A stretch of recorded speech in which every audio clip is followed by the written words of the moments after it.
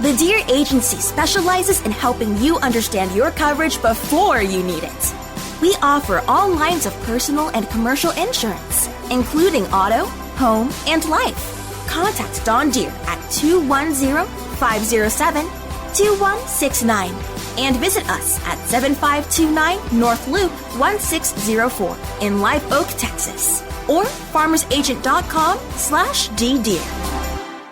Are you pregnant and alone? You have options. The Sanctuary of Hope offers expectant mothers ages 12 to 22 a place to live, medical care, counseling, continued education, and options to raise your baby in a loving environment or help you with adoption. We want to help provide you and your baby with a bright future. Call us or email us today and let's walk through this together. 210-499-1554 or sohcares.org. All inquiries are confidential.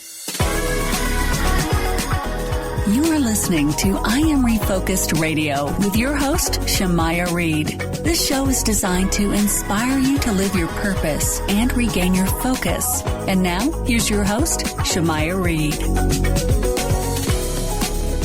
Hey, welcome to I Am Refocused Radio. We are here once again. We're going to talk about someone today who not only survived 9/11, but she has made a big impact since then. She's a best-selling author. She released a book, Dare to Dream. She is an economic trauma specialist. She's also a senior pastor of Mackay 7 Ministries. And this amazing person is Reverend Dr. Nicole B. Simpson. I want to welcome her to I Am Refocused Radio and say, how are you doing today? Good day. I am wonderful. Thank you so much for allowing me to come, and thank you so much for who it is you are, Shamaya, and what it is that you do. So it is a pleasure to be here. Tell the audience a little bit about yourself. It's so funny because I always generally tell people I'm a person from the projects. I am a young lady that grew up in the projects with what I guess people would determine minimum or limited opportunities. I have been very focused and acquainted, unfortunately, with a lot of grief in my life. My family dynamics probably can be relatable to certain individuals, whereas there was a lot of sexual trauma, domestic violence, and significant abuse in my family dialogue or, biography. But I received, while being in the midst of 7 years of extreme trauma as a child, I received this beautiful gift at the age of 7 while I was in the midst of it. And it happened to be a book that had red words that helped guide my life. As I kept reading the red words out of that book, and, for someone who was literally locked in a room with 2 siblings. I have 3 that grew up in my household, but 3 of us grew up together, and then my younger sister came along about 10 years before, after me. And so it was 3 of us in one room, not able to watch television or do things that kids are capable of doing. We literally were imprisoned in a room. And so I'm reading these red words, and the red words are giving me the strength, not knowing that it's the Lord in my life, guiding me. And so I began to focus on my childhood being the worst part of my life. Also, I thought. And so, I realized that there were two things that I was extremely good at. One was math, the nerd in me, but the other one was basketball. And so I channeled my energy into those 2 particular areas. Fortunately, my mother, when I became a freshman in high school, my mother ultimately left that toxic situation. I had the opportunity to just continue to play basketball, and I did extremely well in school, and then I found myself, creating opportunities for myself, just kind of growing older, and then got myself into a compromising position when I graduated from high school. And so it sort of thwarted all of the goals and the dreams and the desires that I had. I got pregnant on graduation night. So there goes my dreams for being in the WNBA. And I blew a 4-year scholarship to Seton Hall University and had to really kind of go into life and take care of this young child that I had. That's what I tried to do, Shamaya. I tried to really focus on being a mother. I had to go get what everybody else knows as a teenage mom, a job, like a just overbooked job. And, it was not until I worked at Military Ocean Terminal in New Jersey. It was in Bayonne, New Jersey. And I remember my very first raise, and that first raise was 50 cents. And I was like, oh, no, what we're not going to do is live our lives 50 cent to 50 cent raises. Yeah. And so that changed the course. That decision right there changed the course of my life forever. And that, I was young. I had an infant child, but I knew that that's not what I could do with my life. And I kept reading the red words, Shemaya, so I had some guidance and direction. I'm like, Lord, I need you to intervene, do something, because we can't do this. And I found myself thinking I was going on a job interview, and I consider myself to be relatively smart, just a little bit. And so I was going on a job interview because the job interview was like, it's a 93% job placement. I'm like, well, I know I'm not going to be in the 7%. So it turned out to be a school, which was the best thing that I could have ever done in my life. I went to the American Institute of Finance. As a young mother, I took a chance or a risk on myself. And because I was not on what they deemed welfare or unemployment, I didn't have any help or any support. But there's something to be said about me reading those red words. And I just knew that the Lord was guiding me, because what happened after that, it was about 3 or 4 weeks in. And while I enjoyed what it is that I was learning, I needed a job. And so I went to the head of the school and told him that I needed to drop out of the school. But he saw something in me. And he asked me, what will it take for me to stay in the program, and made a commitment to me. This is his school. He's making a commitment to me that if I would just take some more classes and just stick with it, that I would be the first person that he sends on a job interview. But this is the other thing that he did. And that's why I want people to understand, when you do what it is you're called to do, you'd be amazed at how God guides your life. This man paid me $80 out of his pocket because he thought that there was something different, unique, and special about me in terms of me being in the industry that I ultimately found myself going in. And at the age of 20, I got my first full-time job, and I became this girl, I'm making $20,000 at 20 years old, working in prestigious New York City, the Revlon building on Madison Avenue. And that was really the start of my walk, my journey, my career in the securities industry. And that's me. I tried to live accordingly. If you just now tuned in, you listen to I'm Refocused Radio, and we are talking to Reverend Dr. Nicole B. Simpson and her life story. And it's amazing how, like you mentioned, how God can navigate you and guide you throughout life, and things that we might think are a downturn are actually a setup for a comeback. And when you started your career and you were in a new environment, what were some of your expectations for yourself as far as your goals? It's very interesting you ask that, because I want to share with everyone, especially in today's toxic environment, I was the only one that was in administration at the time in this very prestigious field. The securities industry is predominantly white American at that time. So, it's more diversity now, but not as diverse as we need it to be. And so I was on Madison Avenue, which, if anyone knows anything about New York City, it was the middle of New York City, Manhattan. And so individuals looking like me just did not work at the Revlon building. And so I experienced a lot of side-eye glances as if I didn't belong there. I experienced a lot of series of people trying to place me as that project chick. But here's the beautiful thing about it. I've always been confident in who I am. And I had also been taught that I have to run faster, jump higher, be smarter than, just to be accepted. And I know that if given an opportunity, I would always allow the value of who it is that I am. It is going to shine through.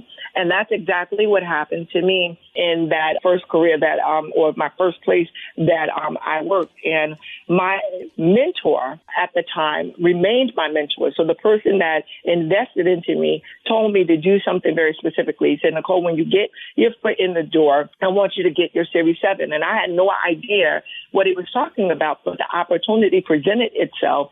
And so I was 20 years old with an 8-month-old child studying for this Series 7, not really fully grasping at that young age what it is that I was doing, something phenomenal, something that was extraordinary. But again, as you said, Shemaya, when God is ordering your steps, you don't really need to know what the whole blueprint is. You just really need to walk in obedience and watch it work for you. And even though I was on Madison Avenue, once I received my Series 7 and then I got my Series 63 immediately afterwards, once I acquired that, I began to work with individuals that typically they should pay you advancement. And that's what I was looking for. I was looking for a place to belong where I could just take care of my son and really have what we would deem an enjoyable life, like be that girl that made it out of the project. And I didn't get what I was looking for in that particular branch.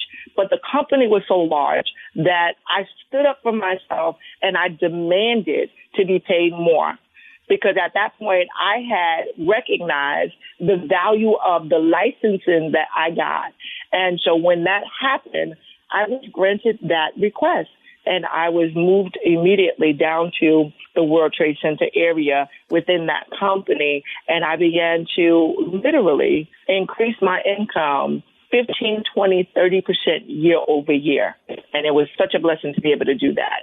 And so I finally got to the place where I had acquired some additional degrees. I had gotten my Series 7, my Series 63, my Series 65, my life and health insurance. And I was this credible financial advisor pursuing my certified financial planner designation. And so in 2000, I found myself at Morgan Stanley, a very prestigious firm. I'm 10 years into the business at this point.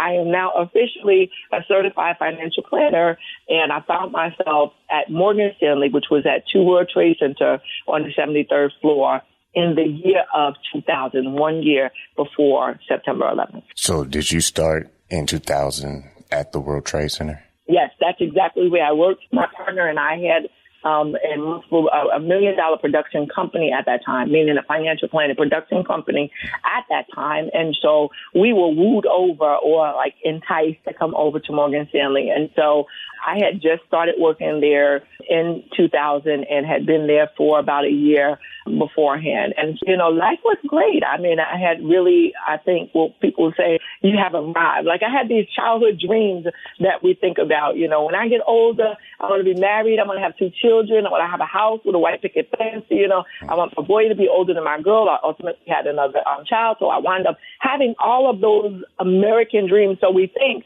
and, you know, I thought that the trauma of my childhood or my past had escaped me. But, you know, on September 11th, I was working on the 73rd floor of 2 World Trade Center and found myself directly in the middle of the tragedy of 9/11. A year later, you just had this recent upgrade in your life, and you find yourself, like you just said, in that situation on 9/11. Take us back on that day. Take us back on that day when you got up and you went to work, just like you were doing since 2000, when you started working at the Trade Center. Take us back on that day when you went to work and to that very moment when everything instantly changed. For many people that are not in the tri-state area, that was New York City's primary election day. The day was absolutely beautiful. And in the state of New Jersey, it was the first day of school for the students. I, was one that would be typically in the office as early as 7:30, 8 o'clock because of the nature of my vocation as a CFP at that time. So I was there and I was in the office, beautiful skies, clear as day. You know, I was there and I was literally in a meeting with my intern and with my assistant at that time. And we were in conversation or dialogue. My partner had not made it to work yet because she was going to go and vote before coming in. And literally at 8:46 a.m., Tower 1 was hit. And when Tower 1 was hit, mind you, I'm in Tower 2.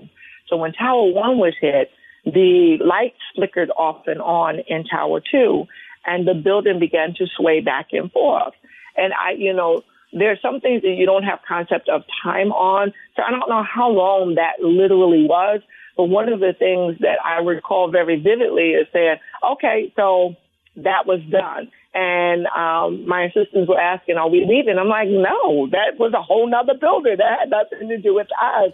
And so, I kind of felt terrible afterwards when you think about it. But I had kept reading the red words, and the red words always guided my life. I walked over to my partner's office, and this is the first time I ever in my life, knowing the Lord since a little girl, I heard his audible voice, and he told me to go. So I walked back over to my sisters. I was like, let's go. And they were like, well, you just said, I said, you could stay or you could leave, but I'm leaving. And I grabbed my purse and walking down the steps.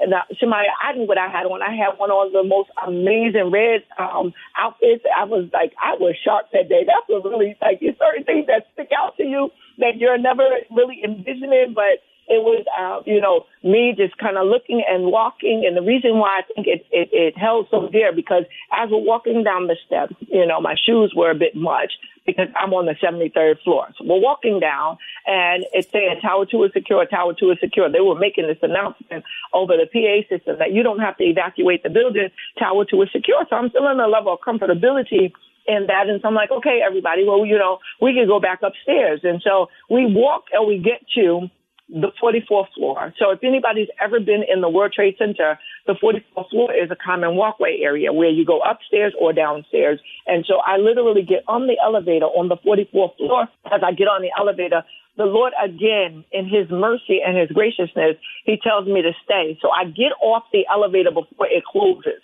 And this is what saves my life, saves my life. I get off of the elevator, the door closes, the elevator starts to go up, and not even 30 seconds later, it couldn't have been any more than that. It was at 9:03 a.m. exactly. The plane went right through the 73rd floor. And so when the plane goes through the 73rd floor, right where it is that I'm trying to go, the second plane had hit lower at an angle, so it cut through about 20 floors overall. The elevators came crashing down. As they came crashing down, they began to create fireballs and explosions really on the 44th floor. Fire explodes out of the elevator doors, and people alongside of me are being burnt alive. But the door that I'm standing in front of doesn't open. And so I'm sitting there, we're all on our knees at this point now, and I'm just praying. I literally am praying. And the Spirit of the Lord tells me to go again. So I usher and we get up, and we never pay attention to the exits around us or how to escape in the middle of a crisis.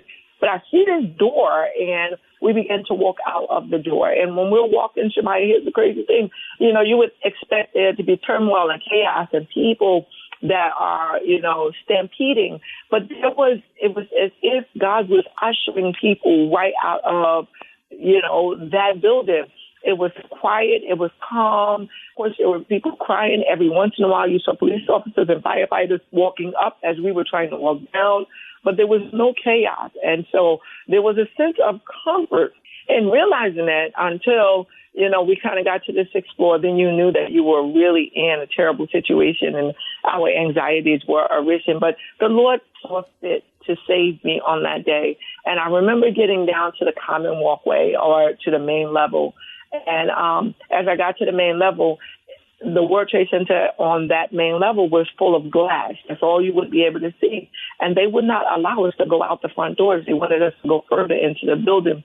And, I'm like, I want freedom. I want to get out of here. But if you just paused long enough, you understood exactly what it is that they were doing, simply because there were people who must have been above the flames that thought that the greater option for them would have been to jump. So it didn't take long for you to see, both debris and bodies ultimately falling down. We wound up going further down, and we went where we came up at 5 World Trade Center, which was where the Barnes and Nobles and, the stores were. And I remember coming out of the building and the Lord saying to me, don't look back lest you should surely die. And I walked all the way until I got to Broadway. And when I got to Broadway, I had felt the release to be able to turn around. And when I turned around, there was an airplane hanging out of the building I had just come out of. And even to this day, it feels so surreal. It feels as if, one couldn't even imagine that this was the reality. But God literally was guiding me, because in my spirit, I felt like, okay, we can't stay here. And so I made the decision to go over to my partner's residence because she lived in the area. She lived in a very wealthy community, which is Battery Park City. And as I began to walk over to Battery Park City, Tower 2, the building that we had just come out of, Tower 2 comes crumbling down. And had we not moved, we would have been under the debris of the building coming down. But we had moved far enough away that what we received was the engulfing of debris, but not stone. So all of us were literally cloaked with ashes and embers. That's why I remember so vividly the red suit, because it was gray. Everyone looked gray when that was all said and done. I get to my partner's place, and when I get there, ultimately, Tower 1 had fallen as well.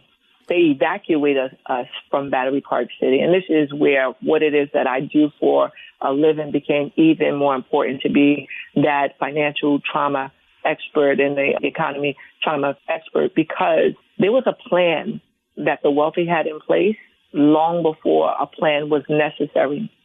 They had individuals knocking on the doors for the residents of Battery Park City, offering them a way out of Manhattan. Cargo boats.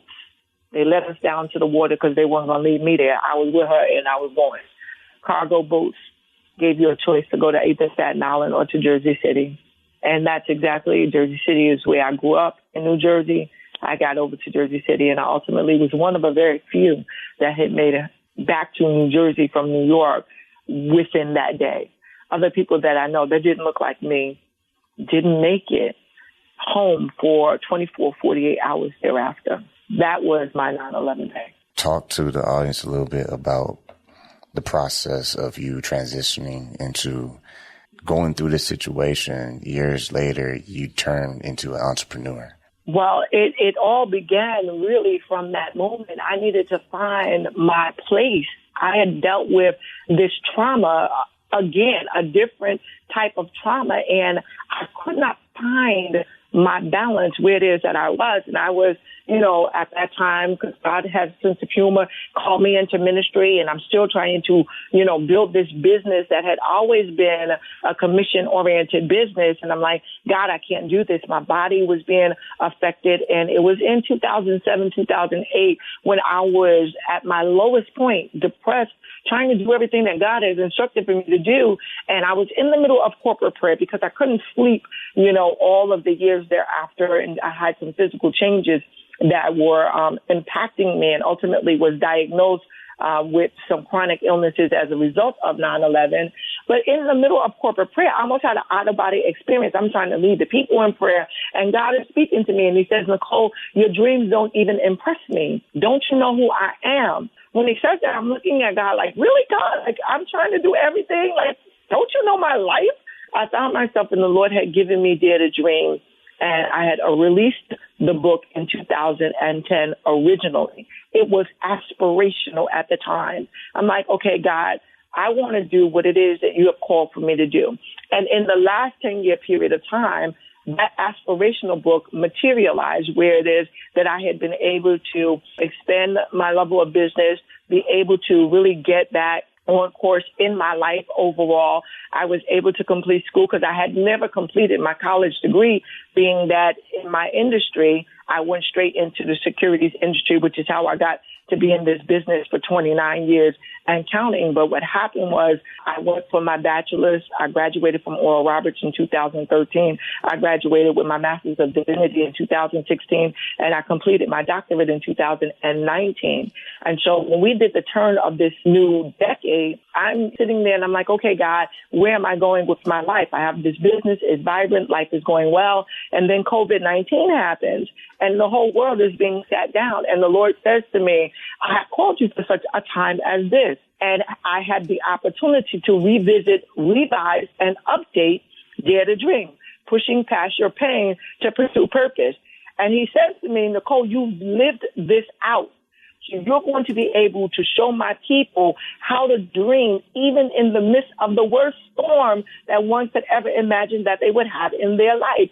I have prepared you for this moment. And so that's how Dare to Dream was birthed, because we, as a society at large, all have been put in a position where life has slowed down for everyone. We have had an innumerable amount of deaths where it has impacted us all on a major level. And there is a great level of uncertainty at this moment.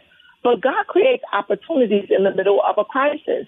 And so here, Dare to Dream, pushing past your pain to pursue purpose, has allowed me to say, listen, let's look at what God is saying to us as a people, as believers, and find our place in Him so that we will be able to not only just survive this crazy season for everybody, but even as His children, people of faith, that we will be able to thrive when it's all said and done. And so He's encouraged me to encourage others to take the limits off of time. Do not get bound by what's going on presently right now. But if we allow the Lord to guide us and we would dare to dream, we have the ability to pursue it at all costs and find our place, our identity, and our purpose in life overall. And that's what Dare to Dream is all about. And if anybody needs any guidance, direction, support, encouragement, then they can always find me by just Googling Nicole B. Simpson. But I have a website that is NicoleBSimpson.com, www.NicoleBSimpson.com,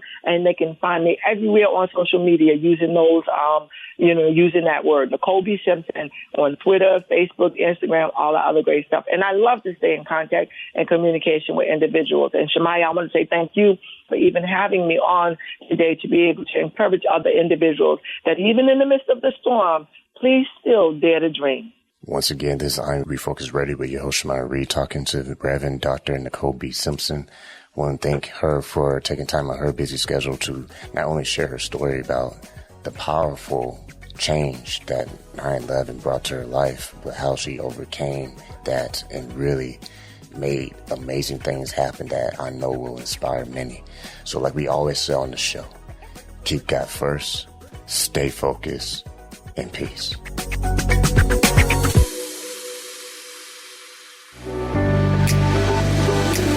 Hi, San Antonio. Need a barber? Visit our good friend Rico Rodriguez, the owner of Rockefeller's Barbershop in San Antonio, Texas, 1733 Babcock Road, and book your appointment today by calling 210-782-5188.